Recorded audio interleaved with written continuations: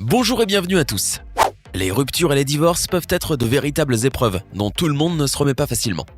La douleur persiste, la gêne s'ensuit et les plaies s'ouvrent à nouveau. Mais à la fin, la plupart finissent par tourner la page. Certains cependant ne s'en remettent jamais et utiliseront tous les moyens pour se remettre avec leur ex. Voici 10 horribles façons dont les gens se sont vengés de leur ex. N'hésitez pas à liker la vidéo si elle vous plaît et si vous êtes nouveau sur la chaîne, n'oubliez pas de vous abonner et d'activer la notification pour ne rater aucune de nos prochaines vidéos. On commence.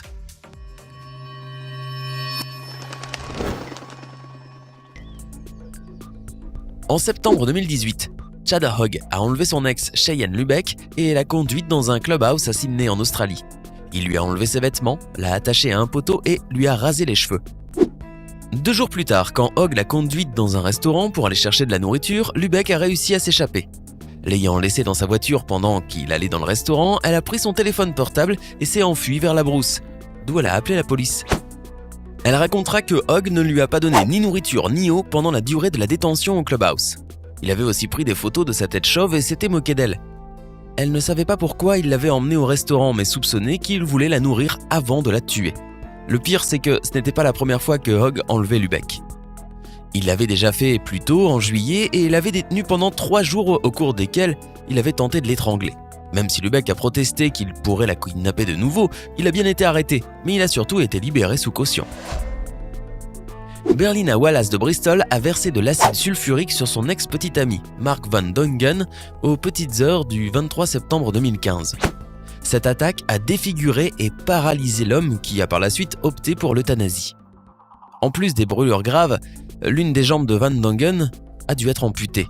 Il est devenu aveugle d'un œil et l'autre a été gravement endommagé. La seule partie de son corps qu'il pouvait encore bouger étant sa langue. Avant sa mort, Van Dongen a dit aux enquêteurs que Wallace, tellement furieuse de leur rupture et jalouse de sa nouvelle petite amie, lui a dit « Si je ne peux pas t'avoir, personne ne le pourra », avant de lui verser de l'acide dessus. Wallace a nié l'allégation et a prétendu que c'était Van Dongen qui avait remplacé l'eau par de l'acide et lui avait dit de l'utiliser pour avaler ses médicaments. D'après elle, elle l'a versé sur lui après qu'ils se soient disputés, pensant que c'était juste de l'eau. Les enquêteurs ont déterminé que Wallace avait cherché sur internet les effets de l'acide sulfurique et avait vérifié les images des victimes avant l'accident. Van Dongen et Wallace avaient rompu plus tôt, mais avaient essayé de se remettre ensemble. Ils s'étaient vus la veille, mais Wallace était parti après la dispute.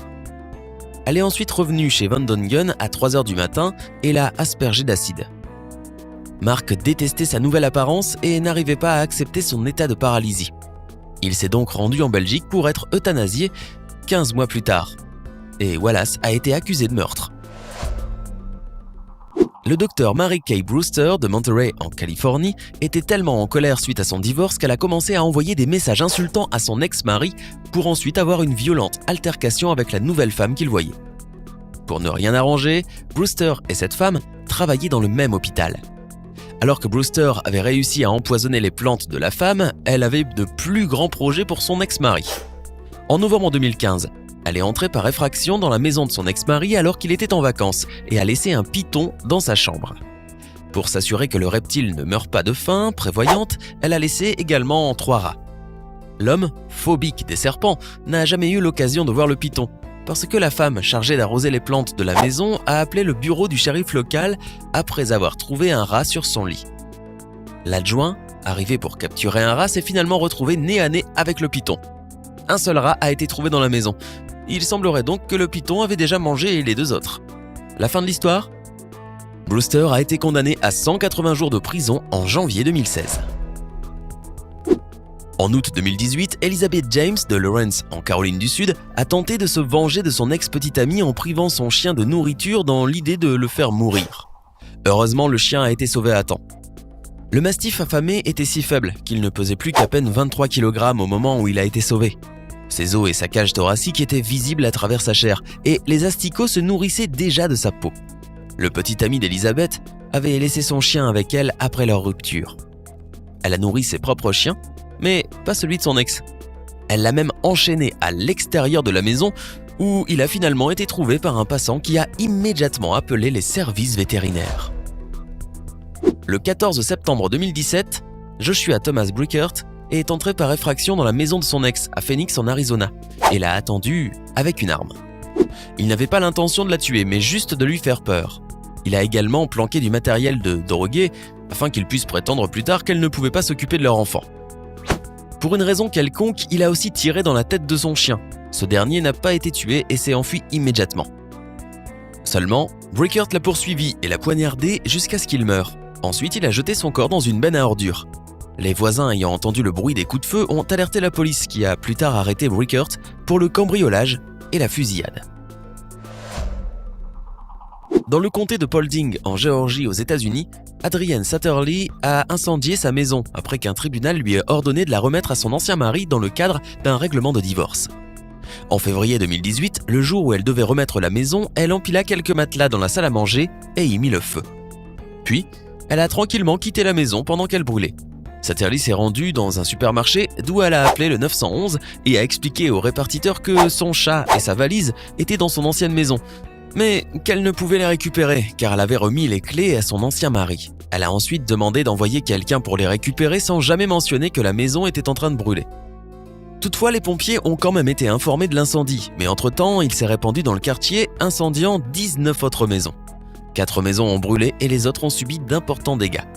Heureusement, il n'y a pas eu de mort, mais un homme a été blessé et 3 animaux, un chat et 2 chiens, ont péri. Jennifer Fitzgerald et son petit ami anonyme étaient en couple en 2008. Lorsqu'il a acheté une voiture pour $600 et l'a fait immatriculer au nom de son ami. Le couple s'est malheureusement séparé un an plus tard. Pour se venger de Jennifer, le petit ami a garé la voiture à l'aéroport international d'O'Hare de Chicago, aux États-Unis, et l'a laissée là. Elle y restera pendant 3 ans et Jennifer recevra pas moins de 687 contraventions de stationnement pour un montant total de $105 761,81. Elle a bien essayé d'enlever la voiture quand elle a reçu les premières amendes, mais elle n'avait pas les clés. Ensuite, le service de police de Chicago a refusé de l'aider, prétextant ne pas pouvoir accéder au parking. Jennifer a donc continué à recevoir des contraventions, même après avoir demandé au gouvernement de faire annuler la plaque d'immatriculation du véhicule. Persévérante, elle a ensuite essayé de transférer la propriété du véhicule à son petit ami. Mais là, c'est la commune qui a refusé. Et non seulement elle a refusé, mais elle n'a pas non plus remorqué le véhicule hors de l'aéroport, ce qu'elle était censée avoir fait 30 jours après avoir reçu le premier billet. C'est en octobre 2012 que la voiture a finalement été retirée. En 2007, Beth a divorcé de son mari, Eric Johnson, alors que ce dernier n'était pas d'accord. Très énervé, il a décidé de lui faire payer en écrasant un avion sur la maison de sa mère. À bord de l'avion se trouvait Eric, mais aussi leur fille Emily, 8 ans, dont ils partageaient la garde. Ils sont morts tous les deux dans l'accident. Leur fille était en visite chez Beth au moment où il l'a emmenée dans le petit avion, un Cessna. Avant l'accident, Eric a appelé Beth pour lui dire « Je l'ai et tu ne l'auras pas ». Beth a alors entendu Emily dire « Maman, viens me chercher » dans le fond. Cependant, elle n'a pas su affirmer s'ils étaient déjà en l'air au moment de l'appel. Aussi bizarre que cela puisse paraître, Eric n'est pas le premier ex-mari à écraser son avion sur la maison de ses ex-beaux-parents. Le 23 septembre 1992, Randy Mock a fait la même chose sur le domicile de la famille de son ex, les Cardinals. Il s'est envolé dans un petit Cessna et s'est dirigé vers la maison des Cardinals à Edmonton, Alberta, Canada. Son ex-femme, Danoa, était là-bas. Mock a contacté la police par radio via la tour de contrôle, les informant qu'il prévoyait d'écraser l'avion sur la maison.